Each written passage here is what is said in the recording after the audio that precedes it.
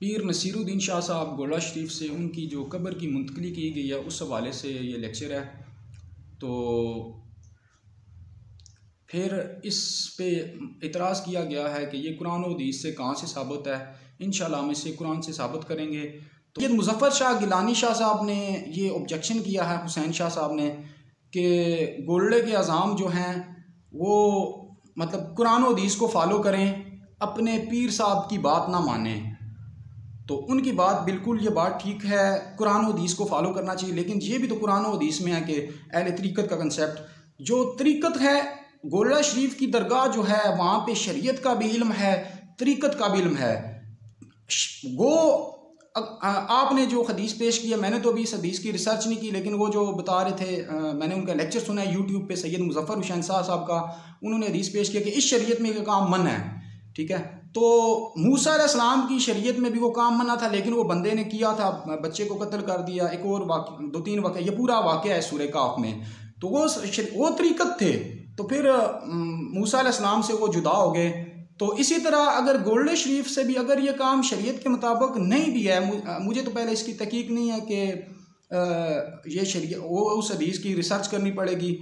अगर आपका ये फतवा है कि शरीयत के मुताबिक नहीं है तो आपकी बात बिल्कुल ठीक है। और जो खिज़र अलैहिस्सलाम ने जो ये अमल किया इसमें हिकमत होती है, तो गोल्डे शरीफ वालों का भी मैं ये कहता हूँ कि ये अमल जो उन्होंने किया इसमें हिकमत है। इसमें हिकमत मैं बताऊँगा वो क्या है। अब देखें, जो गोल्डे शरीफ वालों ने कुरान और हदीस की तालीमात पेश की हैं, पीर नसीरुद्दीन शाह साहब ने कुरान से साबित किया कि सिर्फ अल्लाह से मदद मांगो, वलियों से मांगना शिरक है। तो उस वक्त आपको क्यों नहीं याद आती मतलब शरीयत की? तो उस वक्त आप अपने बुजुर्गों की तालीमात, अपने पीरों की बातें मान रहे होते हैं। गोला शरीफ का ये मिशन क्यों नहीं मांगते कि मदद सिर्फ अल्लाह से है? कुरान भी कहता है इय्याका नअबुदु व इय्याका नस्तईन, हम सिर्फ तेरी इबादत करते हैं, सिर्फ तुझसे मदद मांगते हैं। इसी तरह मैंने मेरा यूट्यूब पे लेक्चर उर्दू है, मदद सिर्फ अल्लाह से, या शेख अब्दुल कादिर जिलानी या वो उस मदद कहना, इसको मैंने एक्सप्लेन किया, वो लेक्चर आप जाके विजिट करें। तो फिर इसी तरह सगी सुल्तान बहू का आप पेश करते हैं, वो मदद मांग रहे हैं पीराने पीर से। इसी तरह आप अर्ज करते हैं पीर नसीरुद्दीन शाह साहब खुद मदद मांग रहे हैं, वो अहले तरीक़त है, वो मांग सकते हैं। तो आप अहले शरीयत हैं, तो इस वाले से भी आप शरीयत को फॉलो करें ना, कि ये फतवा जारी करें कि मदद सिर्फ अल्लाह से, गैरुल्लाह से मांगना शिरक है। तो आप भी इसी तरह आप भी अपने बुजुर्गों की अंधाधुंध पैरवी कर रहे हैं। अगर उनकी बात जो कुरान और हदीस के खिलाफ है, आप कुरान और हदीस को नहीं मान रहे, उनकी बातों को मान रहे हैं। अब जैसा कि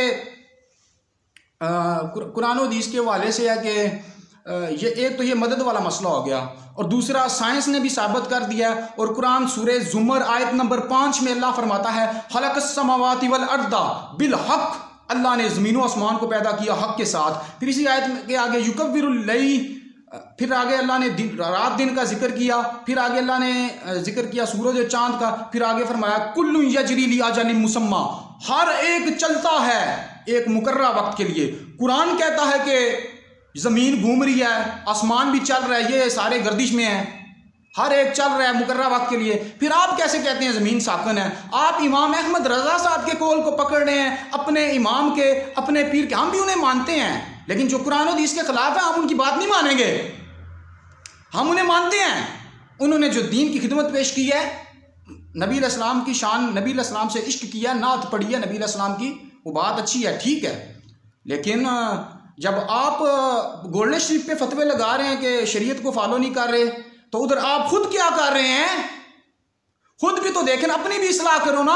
तो हमारे पीर साहब यही बात कह रहे हैं कि सारे अपनी अपनी इस्लाह करें, एक दूसरे पे तनकीद कर रहे हैं।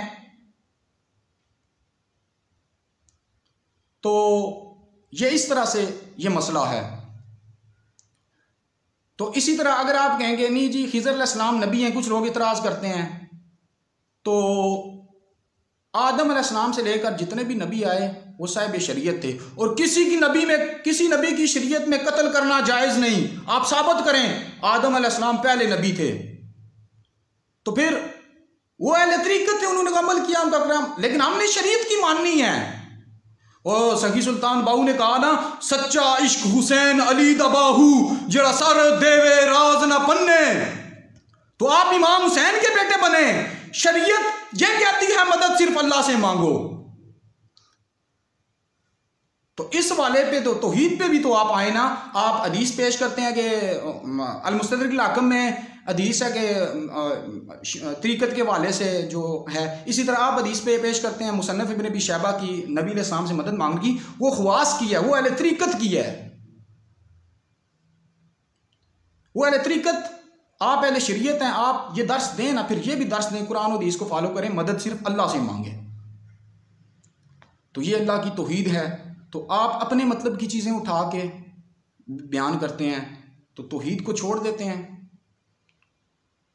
अल्लाह ताला हमें हक बात कहने की तौफीक दे और तौहीद बयान करने की तौफीक दे।